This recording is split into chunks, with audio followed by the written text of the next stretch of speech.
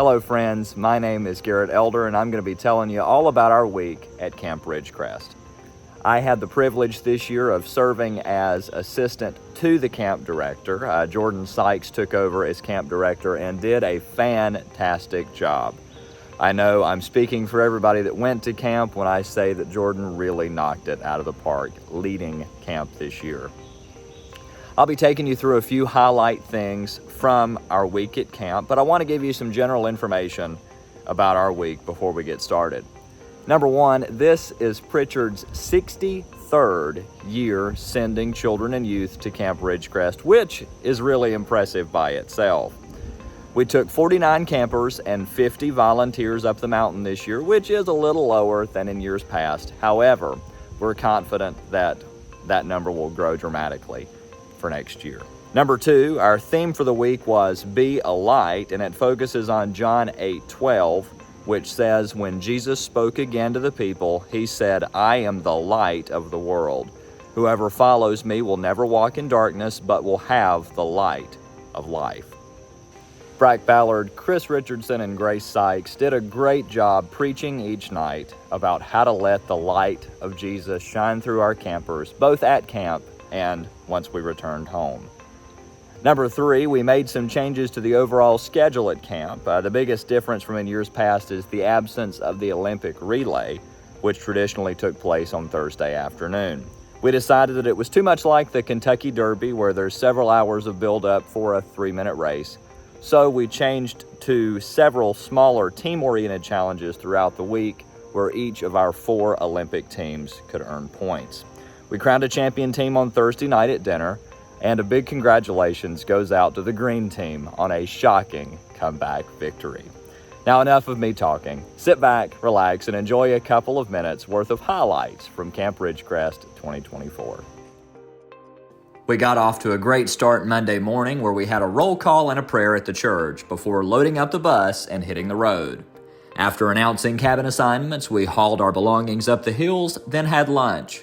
The waterfront opened for the afternoon where our campers and volunteers alike got in on the fun. After dinner, we went up to the chapel where Maddie B and Pete led in worship. We had a s'mores dessert at the pavilion, then down to the hangar we went for our first Olympic challenges of the week. Megan Kroll did an outstanding job coordinating all these games and challenges. After night one, the yellow team held a narrow advantage over the blue team. It was off to bed for some much-needed shut-eye after all the fun of day one. Tuesday started off with a time of devotion at morning watch. Campers then went to different interest groups. There were 9 total offered throughout the week, including sports, crafts, fishing, cooking, crocheting, lettering, nature walk, and a new favorite, card games with Melody Chang. More ziplining, canoeing, blobbing, and swimming took place in the afternoon, followed by Bible study and worship in the chapel.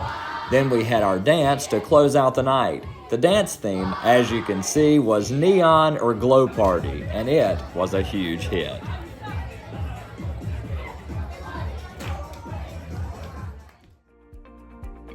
Wednesday followed much of the same routine as Tuesday, with the big event coming in the evening.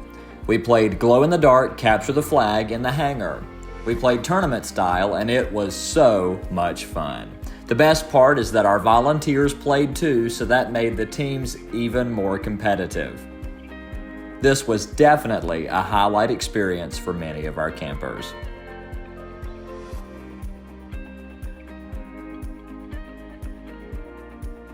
Thursday is always an exciting day at camp, but we had to make some changes to the schedule to work around the effects of Hurricane Debbie. We had our final Olympic challenge right after breakfast, which was a kind of volleyball played by all 4 teams at the same time using a 6-foot beach ball. It was tons of fun. After the green team won volleyball, we moved into our annual shaving cream fight. We opened the waterfront for the rest of the morning, then had another delicious meal prepared by our kitchen crew. The rain began to fall in the afternoon, so we had to move indoors.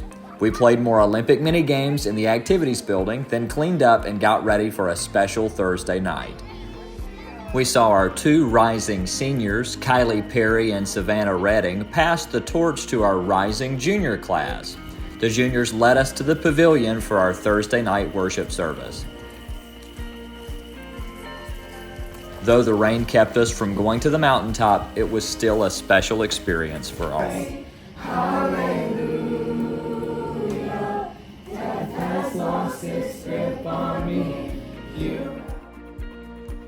Camp was awoken Friday morning to courtesy of the Red, White, and Blue by Toby Keith, since the senior prank was to decorate the dining hall like a 4th of July cookout. Even Uncle Sam made an appearance. After breakfast, we cleaned up, took our group picture, and headed back to Charlotte. A huge thank you to all our volunteers who gave up a week of vacation time to help make Camp Ridgecrest possible. Ridgecrest 2025 is on the calendar and the planning is already underway. We'll be heading back up the mountain August 4th through 8th, 2025. We can't put on camp without volunteers, so you've got 344 days to make your arrangements to be there. Thanks to all our campers and volunteers who attended this year and made it such a big success.